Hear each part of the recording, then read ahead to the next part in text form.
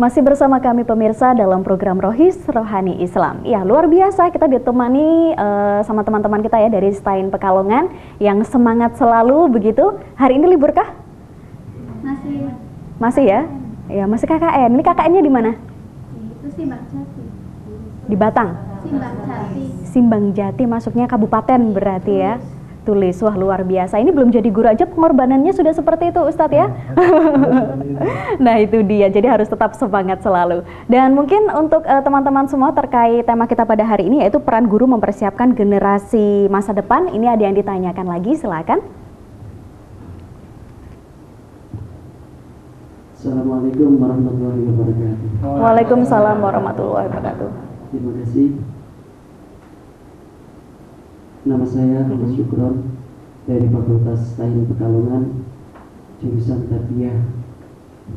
Yang ingin saya tanyakan kepada Ustadz yaitu tentang peranan guru, yang mana guru tersebut itu dalam menghadapi anak didiknya itu mempunyai permasalahan-permasalahan yang berbeda-beda. Bagaimanakah seorang guru untuk memecahkan permasalahan yang mana permasalahan tersebut itu berbeda-beda?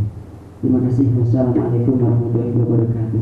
Waalaikumsalam warahmatullahi wabarakatuh. Iya, jadi mengatasi ya permasalahan yang ada pada anak di mana mungkin permasalahannya beda-beda dan seperti yang kita ketahui untuk karakter anak sendiri ini juga berbeda-beda begitu ya, seperti teori Gardner gitu ya, multiple intelligence. Jadi tiap anak ini memiliki karakter masing-masing dan penanganannya pun ini juga berbeda-beda begitu Ustadz. Ya, jadi memang setiap manusia ini memiliki karakter berbeda dan juga otomatis sebenarnya harus berbeda. Sama sebagaimana suatu ketika Rasulullah SAW ditanya oleh para sahabatnya, ayo amal afdol, amal apa wahai Rasulullah yang paling utama ini? Maka suatu ketika Rasulullah SAW berkata bahwasanya sebaik-baik amal adalah as-sholatu ala waktiha, sholat tepat pada waktunya.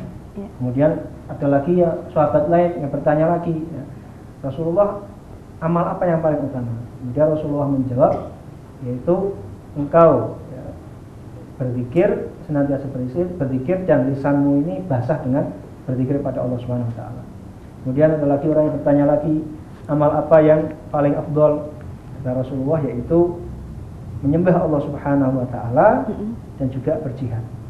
Jadi dari situlah Rasulullah SAW memposisikan seseorang sesuai dengan apa yang ada dalam diri orang itu.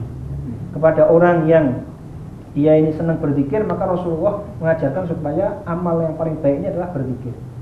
Kepada orang yang senantiasa rajin sholat, ya, sebelum azan dia sudah siap di masjid, maka Rasulullah mengatakan as-sholatu ala waktiha, sholat tepat pada waktunya supaya dia menjaga sholatnya.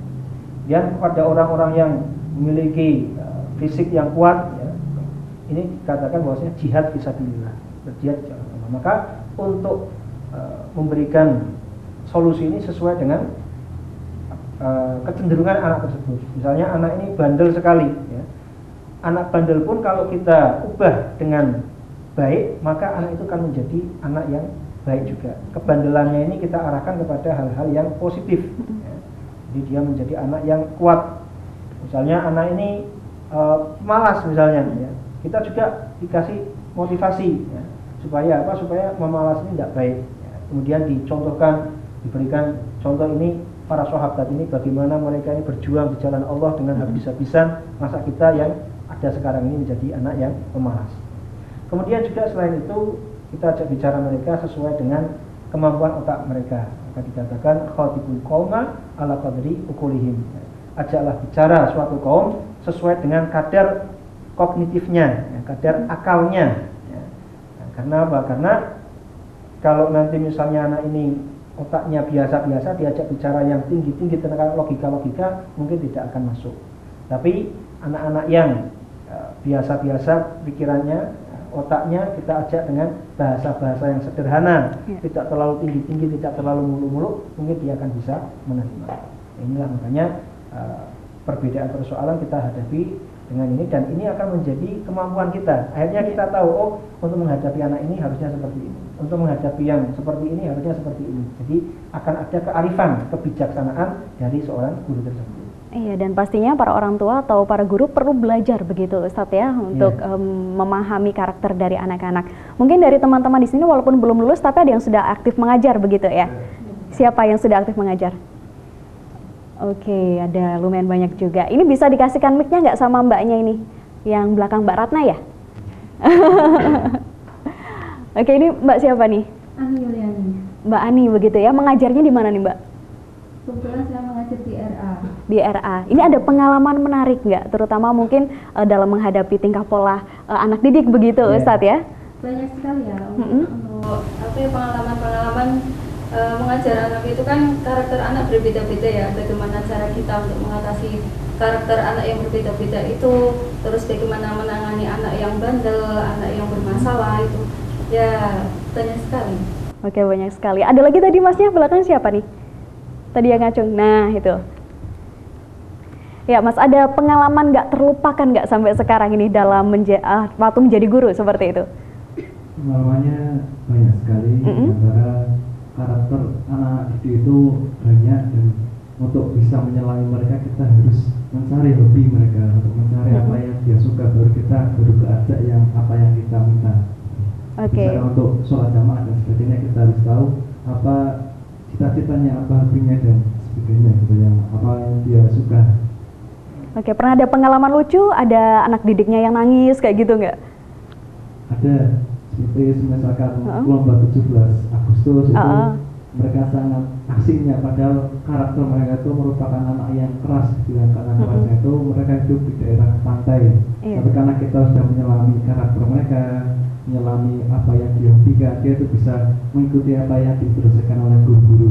Nah, seperti itu. Ini untuk beda geografis pun dari karakter peserta didik juga berbeda-beda begitu ya. Mungkin yang sekolah di pesisir sama yang di pegunungan ini memiliki karakter yang berbeda. Ini luar biasa sekali usaha seorang calon guru terutama Ustadz ya. Jadi selain kita harus menyelami itu, kemudian yang paling utama karena kita ini membawa misi utama yaitu Islam, maka kita harus mendoakan kepada anak didik kita.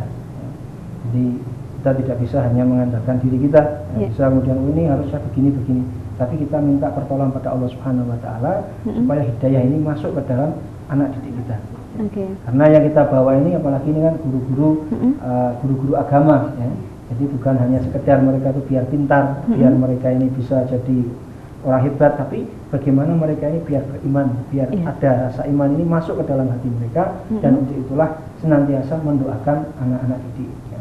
Makanya Rasulullah SAW tidak pernah terlepas untuk mendoakan pada umatnya dengan apa? Berdoa ya, Allahumma ghfir lil muslimin wal muslimat, ya, dan juga Allahumma hdi qaumi dan lain sebagainya. Kemudian bahkan ketika Rasulullah mau wafat pun masih ingat kepada umatnya, pada orang-orang yang akan dididiknya ini, generasi-generasi yang didiknya, itu ummati.